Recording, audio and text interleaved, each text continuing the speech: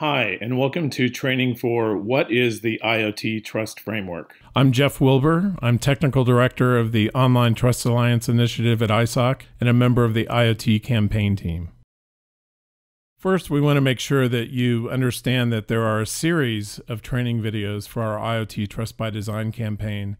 There's an intro video, and if you haven't seen it, we would recommend that you look at it first. It talks about IoT, gives an introduction to the trust framework, and who our target audiences are. But we do have others as well, and you can see these on the right side of the slide. So why are you here?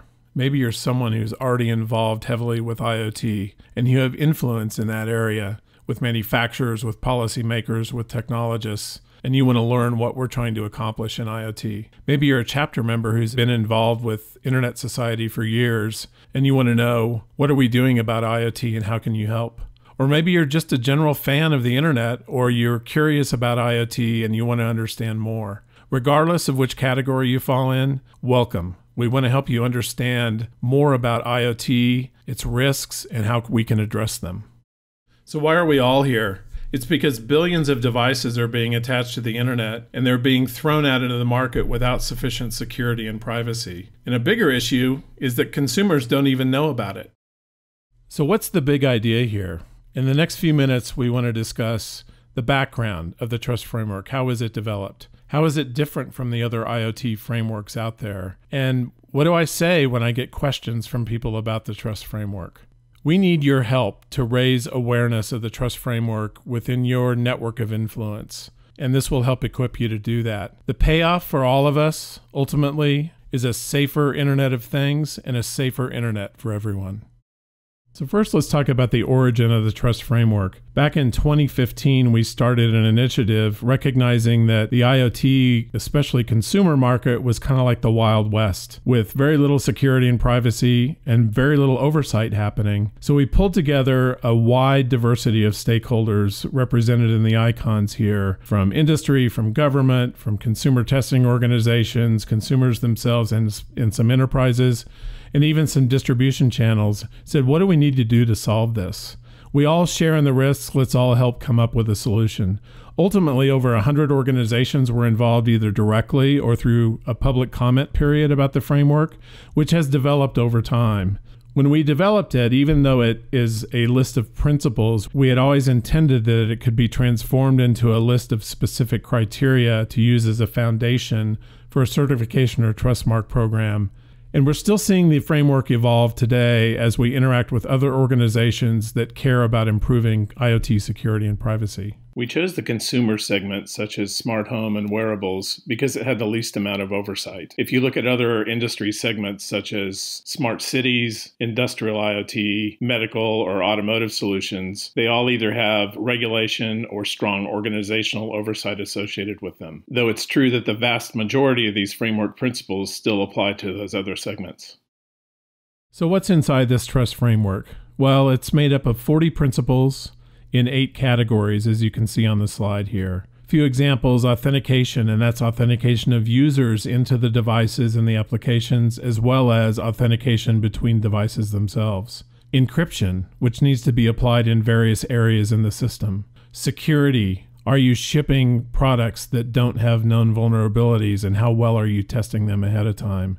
And finally, updates, making sure updates are secure for firmware, software, and the applications that control the devices. And as we mentioned in the introduction to the framework video, it's important to look at this whole thing holistically. So in addition to security and privacy, we look at lifecycle issues. And it's important to look at the entire system, not just the devices and sensors. So we also look at applications and the cloud services. So in the intro video, we talked about the asks for the various audiences and what we want them to do with the framework. So I wanted to give you an update on the impact and traction we've had in these various areas. So let's look at these one by one. With manufacturers, we hear from a lot of them that they agree with the principles in the framework, but they aren't there yet. It's going to take them a few product life cycles to get there. So several of them are using it as part of their design guidelines for their upcoming products, even though they haven't publicly committed to the framework yet.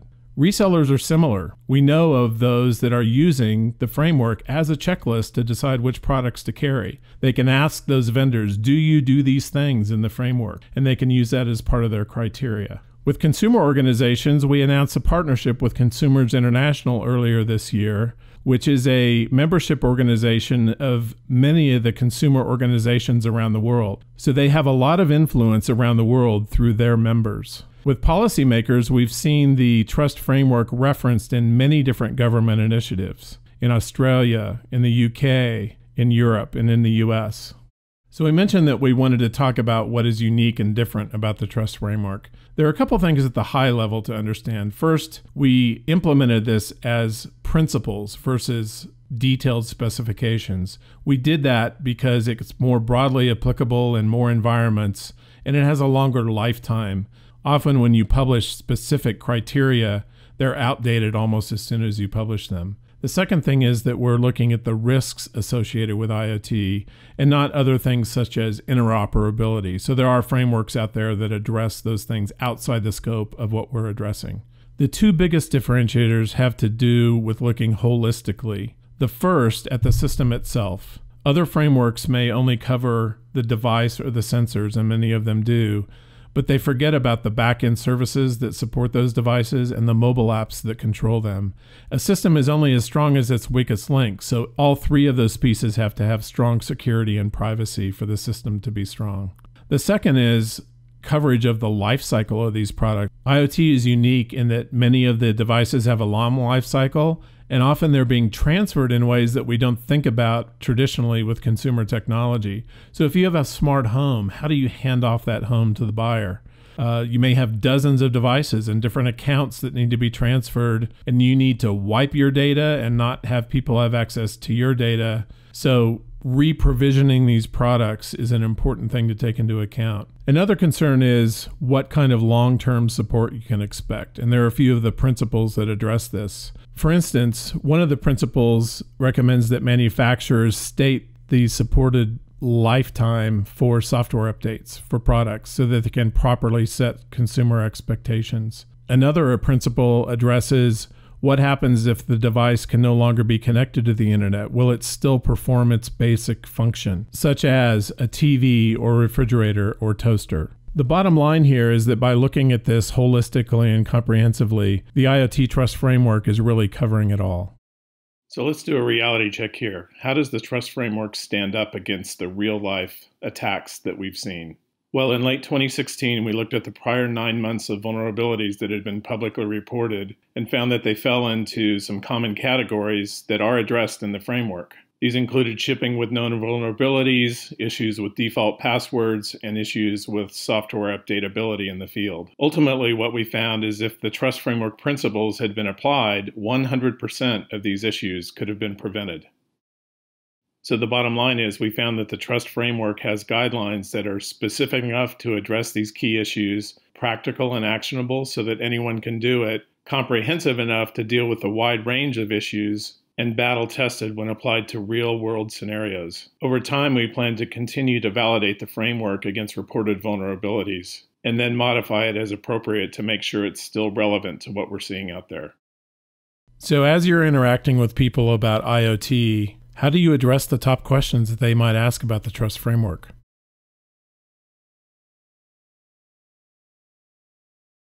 So as we saw in the intro video, even though IoT represents a huge opportunity for new things, new insights, convenience, if security and privacy aren't done right, it also introduces big risks. For consumers, it might be them spying on you, hacking into your home data on your computers, or even physical harm. Or the devices can be used to attack the internet like we saw in the Mirai botnet in 2016. So the framework establishes a set of guidelines for security and privacy that if manufacturers adhere to, it reduces the risk and creates a safer IoT and internet for everyone, including the internet itself.